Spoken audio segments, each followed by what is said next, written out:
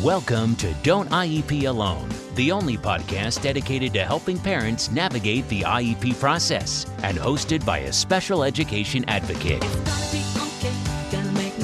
Your host has been attending IEP meetings for over a decade and has helped thousands of parents go from an IEP rookie to an IEP all-star. Be prepared to learn tips that will be a total game changer for you as a parent advocate and, most importantly, your child's outcomes. Partnered with the award-winning Blog a Day in Our Shoes, you'll be confident, knowledgeable, and actually looking forward to your next IEP meeting. Don't IEP alone. Get ready. Here's your host from suburban Philadelphia, Lisa Leitner. To getting people's feeds and so that you can see me. I know I didn't announce this one, but there's a couple of things I wanted to talk about. So anyway, that's why I decided to hop on. No, I didn't even shower yet. I just put my hair up. And you like my Marge mug? I'm still waking up here. I have such a sinus headache, but I wanted to get this done. So I wanted to talk about assessments during the shutdown, PWNs or NORAPs, and IEP addendums, because it's coming up more and more frequently. And I did get some clarification yesterday. So I wanted to go over that, and I just really didn't feel like typing it out. So also, if you did watch yesterday on the social skills, I have to get in and edit that and clip out the spots in there where you couldn't hear us. I have to edit that out, and then I will publish that if you missed it yesterday. So, okay, it looks like we have a few dozen people on, so I'm going to go ahead and get started. So this issue came up over the weekend, and I addressed it in a blog post, to the best of my ability with the knowledge base that I have. And that was that I was hearing from parents and agencies. I heard from the ARC of Philadelphia, and I heard from several other states as well, that schools are issuing PWNs right now for whatever changes are happening regarding your child's services right now, so that you're either getting an IEP addendum, like a no-meet addendum, or you're just getting a PWN listing the changes as far as what you can and should expect during the shutdown. So, okay, so I addressed that, and I didn't have much to say except that according to Department of Ed, the standard rules still apply, as far as IDEA. However, then yesterday I got an email, and keep in mind this is from Pennsylvania, but I got an email from my contact at the Bureau of Special Ed in Harrisburg.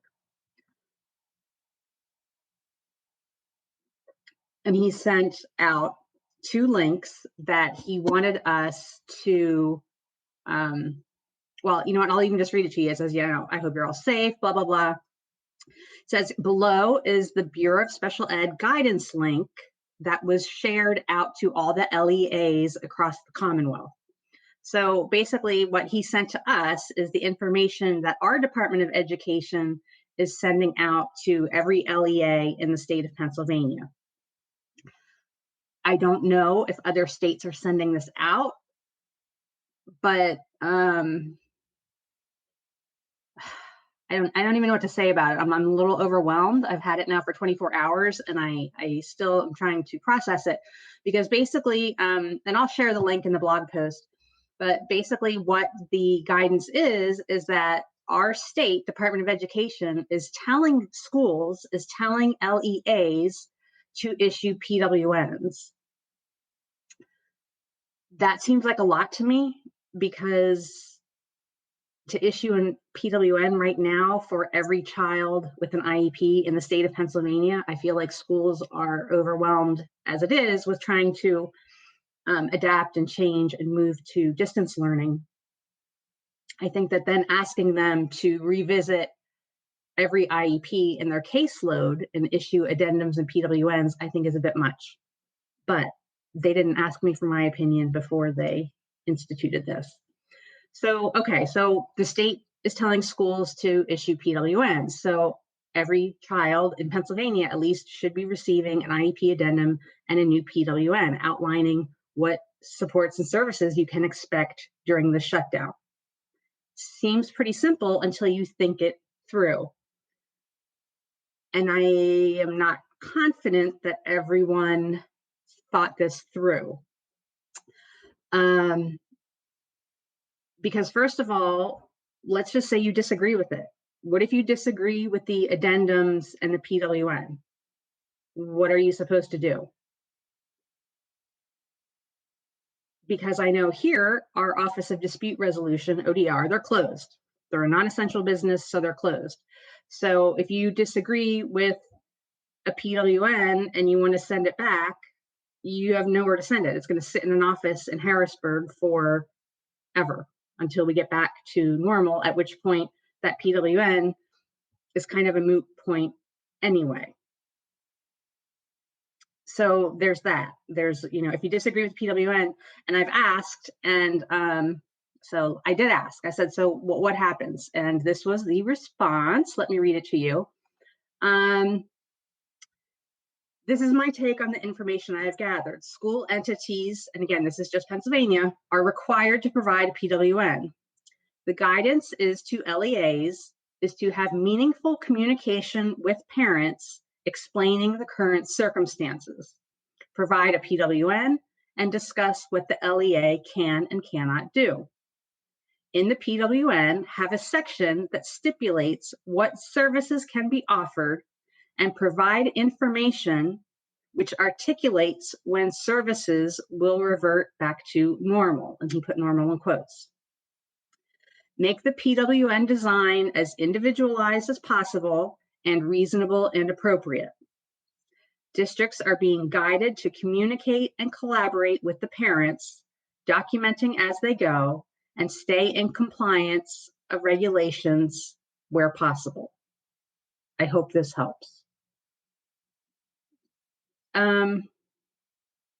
So that's, there you have it. That is what, again, as far as I know, only Pennsylvania, and actually a few of you have chimed in now that said other states are doing this as well. But so far, only Pennsylvania, to my knowledge, is requiring schools to provide a PWN. I've heard that California is doing it and Nebraska. In Texas. So there, yes, I had heard about it from Texas. I had heard about it from Pennsylvania, of course, and I think New Jersey was doing it too. But anyway, but I think that then there's the other piece of, is this your pendant placement? What happens to pendency? Because if you sign a PWN or change the IEP, that then becomes the child's pendant placement, which I'm not comfortable with for everyone. I don't like that it's universal over everybody, because we do have some students or families who are really being strong-armed and pushed into homebound services, and they don't want homebound services. Okay,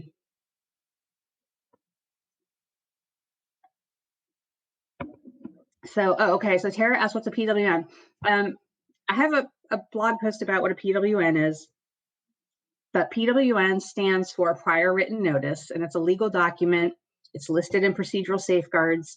And basically what it is that if the school is going to make any kind of change to the IEP, they have to list those changes and present it to you, the parent, and you either agree or disagree with it. So basically my state anyway, Pennsylvania, and from what I'm hearing, Texas, California, and a few others, they are requiring and asking all the schools to provide a PWN to kind of like officially change IEP services during this time of extended shutdown. So rather than just kind of winging it, which I agree is not a perfect solution, to just kind of wing it and do what you can until we go back to normal, whatever that is going to be. I agree that that's not a great solution, but I'm not necessarily a fan of this solution either, and that is sending out IEP addendums and changing every IEP for every child in the state. Yeah, so it's a lot. So what do you do if you get one? Well, you're going to get one. I don't even know what to tell you if you don't agree with what the school is offering at this point. I don't know that we have a lot of steady ground to stand on, because again, at least in my state, you can't, if you disagree with a PWN, it's not going to go anywhere. The office that handles that is closed. So it's going to, so Jennifer says, well, what if we just don't sign it? No, because that's the other piece of this. In some states, mine included, if you don't sign it within 10 days, it is assumed that you agree. So if you disagree and you don't sign, it's just going to go into effect in 10 days. So you don't want to do that, Jennifer and Kendra. You want to check your state regs first. In most instances, not signing doesn't really mean anything. But in some states, if you don't sign, that means you agree. So yeah, you want to be careful of that. It will go into effect. The best I can say is that you stay collaborative, you stay in communication with your team, and you just keep a great paper trail as far as what you're doing at home, what you're trying, what's worked, what's not worked, what you've asked for from the school. Keep those emails, what the school has agreed to do and what the school has declined to do for you. And we're just going to have to worry about comp ed if and when the time comes.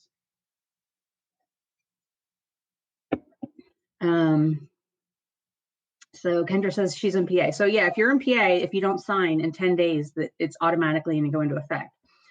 Then we can say, no, we don't agree, and no, do not do this. So part of it here is that as parents, since we're in the shutdown, we are in complete control of our kids' environment. We are in complete control of, whether or not we turn on the computer, get out the packets, or do whatever it is that we're being asked to do. So if you don't agree with it and you don't want to do it, you don't have to do it. So what if the district puts a caveat? Right. And the district should put something on there about this is only for an extended, whatever the period of time is. So you want to make sure that that's very clear if you do receive one, that it's just not a change that says until further notice or until next IEP review or something like that. I would personally maybe put a date on it, stating something like maybe June 1st. I wonder if that's reasonable to say that I will agree to do these services until June 1st, at which point I want the IEP team to meet and reevaluate. Difference between PWN and NORUP, there's no difference. NORUP is just a Pennsylvania term. Comp ed, yes, comp ed is out there. It's been thrown on the table, so to speak, as far as a possible solution.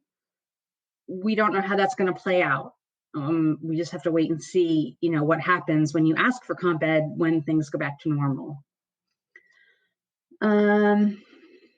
Yeah, are they then going to require another IEP addendum when schools resume? Again, that's the whole piece of nobody really knows. I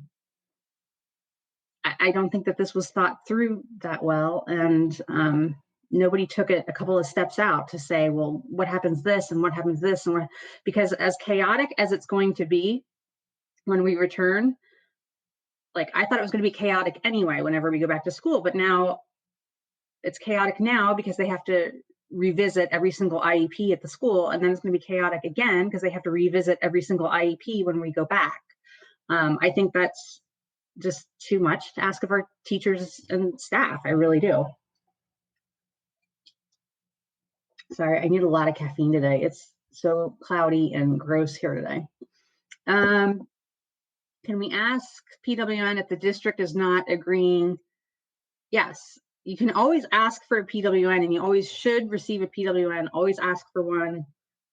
Anything that you ask for, keep a good paper trail of what you asked for, and so on. All of these addendums would be a really large, yes, for case management, exactly. This is just like so much work for them that it just doesn't make sense.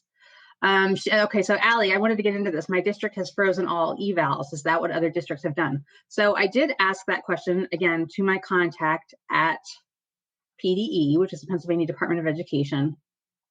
And I said, what about, where's my question? I said, what about assessments? You know, there's a 60-day timeline, blah, blah, blah. And this is what the response I got. It says, very good question. From what I understand, there is communication on this via federal and state, and guidance will be coming out shortly. The same question has been brought up often. So we are waiting on that one. God, I don't like this. I just don't like this at all.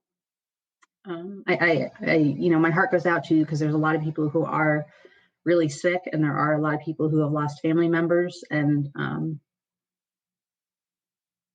but I don't like this. So, okay. So anyway, Allie, who says, you know, my district has frozen all evals. Is that what other districts have done? I did talk about this a little bit. If you watch the video that I did with Dr. Amanda Kelly last week, we talked about a little bit about assessments. Some assessments can be done online. You know, some are paper, some are actually fill them out online. But some require that the evaluator watch the child, you know, do manipulatives or puzzles or whatever the case may be. Those obviously cannot be done online. So it's just going to really depend on the child, the assessments done, and so on. You also might want to check, like I know that Ohio, they put out a thing that any child who was in the process of being evaluated, that the school could go ahead and assume that the child was going to qualify for services, and they could begin providing, you know, modified services at home during the shutdown. So that might be another option, again, depending on your state. What is comp ed? Comp ed is a monetary sum. It's only to be spent on, it's from a district to a family, to a child, and it's only to be spent on educational supports and services, educational stuff, and it's to kind of reimburse or pay for services for when the child should have been receiving FAPE and was not. Let's see. If you plan to ask for comp ed, you have to show that you tried what they suggested. Yeah, I would definitely, if you're going to ask for comp ed, definitely try what they are suggesting. You might be surprised. It might actually work. I've been very pleasantly surprised with how my child has taken to online learning. But not everyone is, but definitely try, keep a paper trail and all that. It's the Wild West about evals right now. It really is. It's the Wild West about a lot of things in education and special education. I don't know. Janine said, as a special ed teacher, what can I do to better support families right now? You know what? I don't know how big your caseload is, Janine, but just ask them. Some people want to be left alone and they don't want one more thing to do right now, but some people really want support and want ideas and want things to do. So, you know, my team keeps emailing me. I get an email, you know, we're doing online learning every day, but for those like the BCBA who I don't necessarily talk with every day, she emails me at least once a week. Is there anything I can do? Blah, blah, blah. Again, some people want to be left alone because they're feeling overwhelmed, and some people want a lot of guidance. So I would just do a generic email out to everyone saying, hey, do you need anything? What can I do for you? And see who responds. And maybe do a more personalized one to a parent or a family who you know might particularly be struggling, but maybe timid and not want to reach out. What happens when you have a mediation agreement? How can you hold district accountable during the school shutdown? That's going to be a question for whoever handled the mediation. Again, nobody really knows. You know, to keep saying that this stuff is unprecedented it's redundant, but at the same time, there is no legal precedent for any of this, so we don't know. I have my son's IEP meeting in an hour. Well, good luck. No sense starting a clock for services that can't happen. Some can.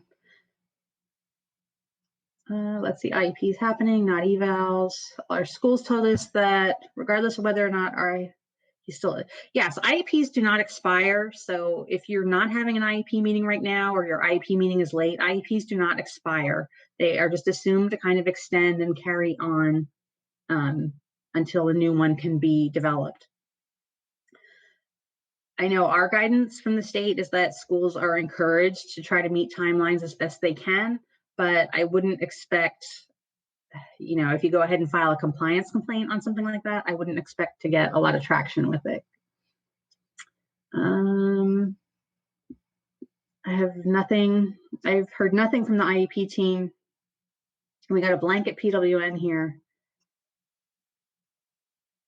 Yeah, as long as you have the paper trail, that's all we can do right now as parents is, keep those emails, keep a notebook or a pad, in your kitchen or main room or busy area, wherever you are, with what you're trying with your child each day, what's working, what's not. That's all we can really do. So, okay, again, to review assessments, there's no official guidance yet on what to expect or what schools are responsible for regarding assessments during the shutdown. And supposedly guidance will be coming out soon. PWNs and IEP addendums, many of you should start expecting them. Make sure you read them carefully. I don't know what to do if you disagree with it. Nobody seems to know. I don't know what to do if, again, if you disagree with it, you don't have a lot of options. And the other piece is just make sure if you're going to sign it or disagree with it or whatever, make sure that you do actually sign it, either agree or disagree, so that, again, adding to your paper trail, but also that you put some details in it. So if important details such as an end date or something like that, you want to make sure that that's in there. So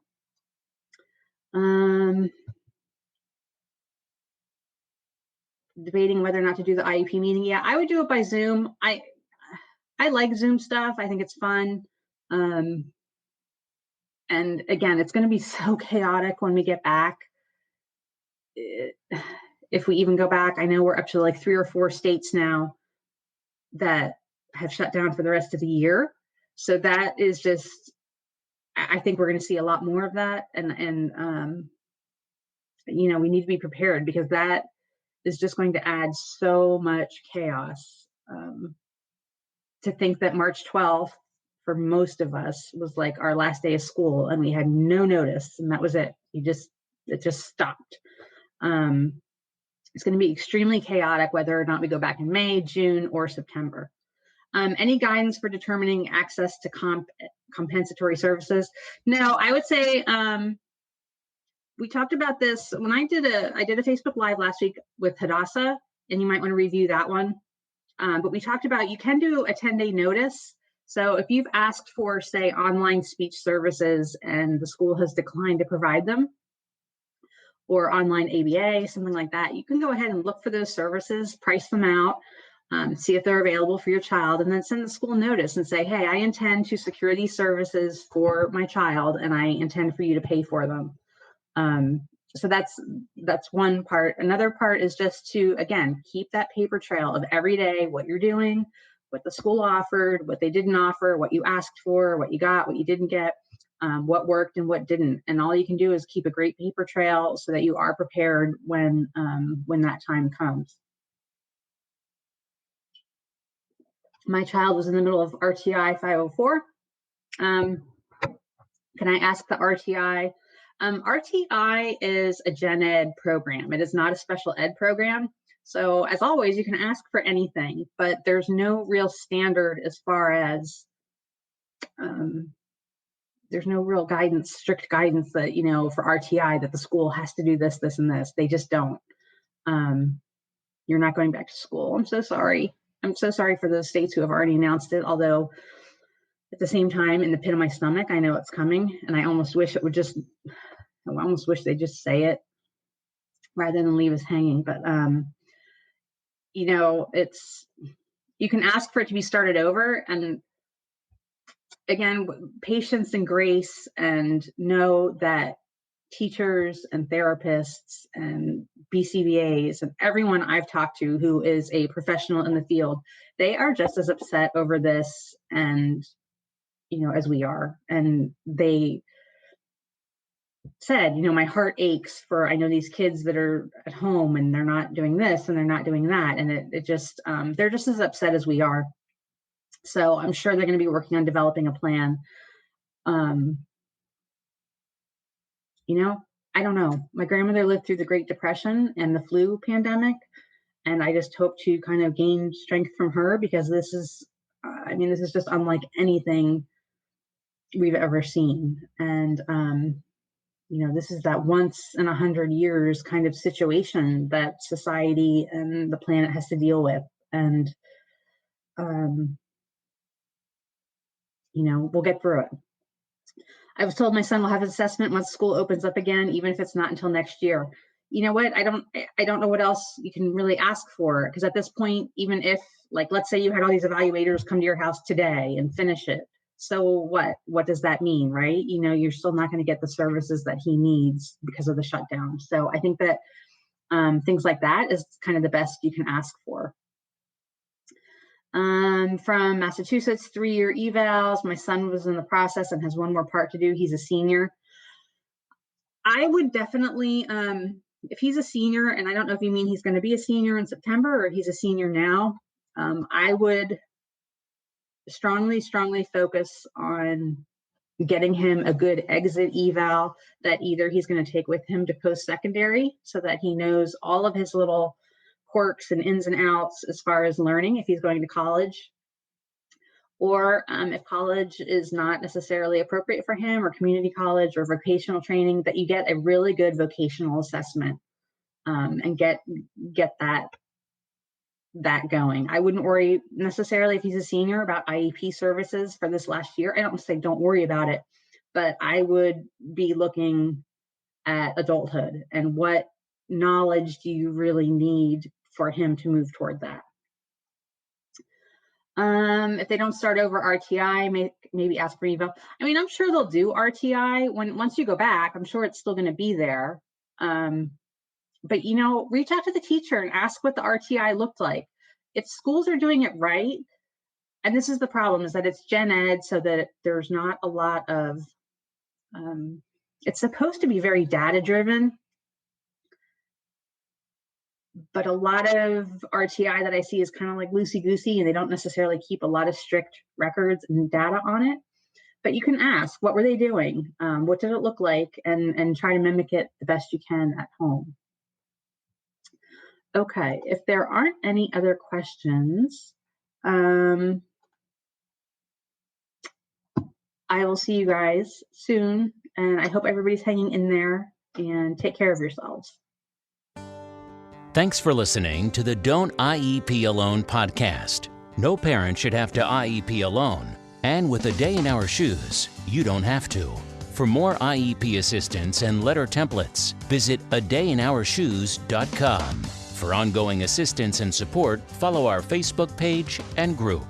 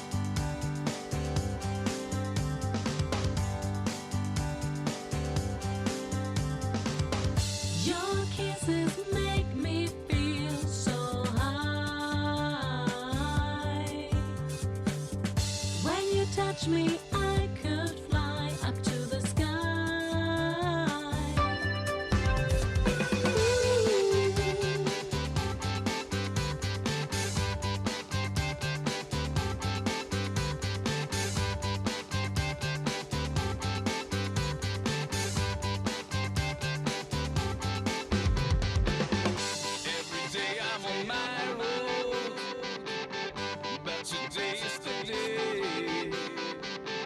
With that I meet you, my baby. Hope you're going to stay. It's gonna be okay, gonna make my day.